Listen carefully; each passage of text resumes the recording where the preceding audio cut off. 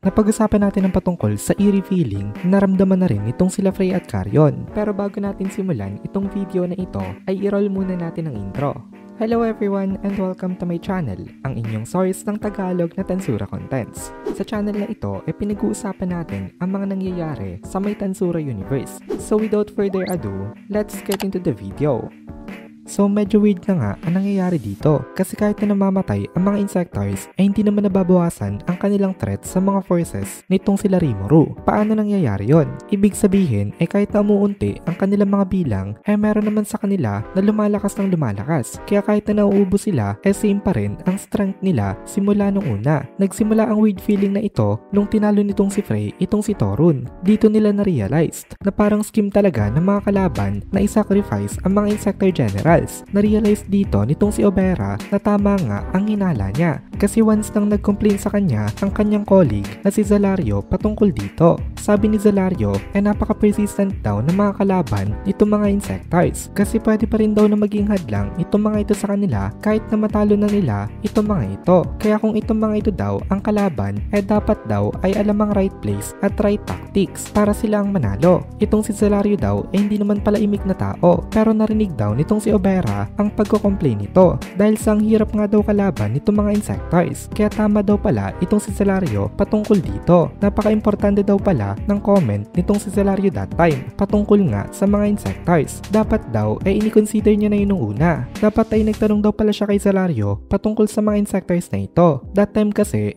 para kay Obera hindi niya naman trabaho na idil ang mga Insectoids kaya wala siyang pakialam sa kanila. Kaya nung nagrarant itong si Zalario patungkol sa mga ito hindi rin nakinig itong si Obera dito. Basta ayaw niya ng kahit na anong connection sa mga insects. Hindi lang sa mga insects naging ganun itong si Obera. Actually, pati sa mga phantoms. Hindi rin siya nakinig kay Feldway patungkol sa mga ito. Kaya ngayon nagre-regret talaga itong si Obera na hindi siya nag-consult sa kanyang mga kasama patungkol sa iba't ibang klase ng mga kalaban. Pero ngayon huli na nga ang lahat. Wala siyang alam patungkol sa mga enemies. At ang kaya na lang nilang gawin ngayon ang maging napaka-flexible para mag-respond appropriately sa kahit na anong darating na situation. So nag-observe na lang uli nang nag-observe sa battlefield itong si Obera.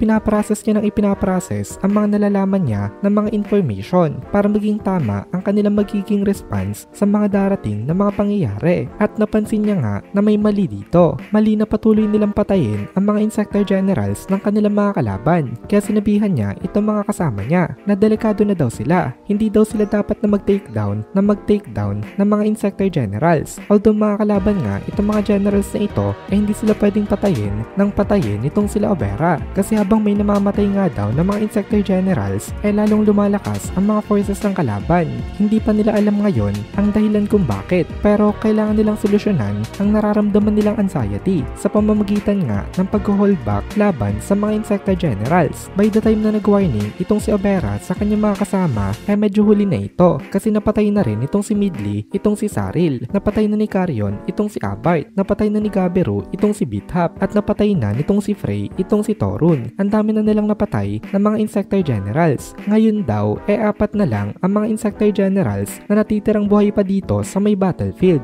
Itong mga ito sila Tishorn na ngayon katapat nga ni Obera, then Mujika nakatapat naman ni Geld, Pelyod nakatapat nitong sila Gobta at Ranga, then finally itong si Zes nakatapat naman ngayon nitong si Carrera. In another dimension daw ang combat nitong dalawang ito. Sobrang intense nang nangyayari nilang battle. Kalahati na sa mga Insectoid Generals ang napatay ng side nitong sila Rimuru. Kaya talagang kabado na itong si Obera at nagpapakita na siya ng dark expression. Napansin ni Obera na meron ng panganib na malapit na mangyari. Napansin naman ni Tishorn itong si Obera kaya tumawa siya dito. Sabi nitong si Tishorn mukhang napansin na daw pala nitong si Obera na itong mga lowly daw ng mga Insectoid Generals na kanyang mga kasama ay opening act lang nila dahil nandito naman daw ang kanilang higher up hindi daw magmamatter kung mamatay man siya o hindi dito sa may battle. Either ways daw makakatulong pa rin siya para silang manalo. Itong si Tishorn pala ay isang high-ranking na insect general. Siya ang ika-4 na pinakamalakas sa mga insecta generals na naandito. Ang kanyang existence value ay around 1.8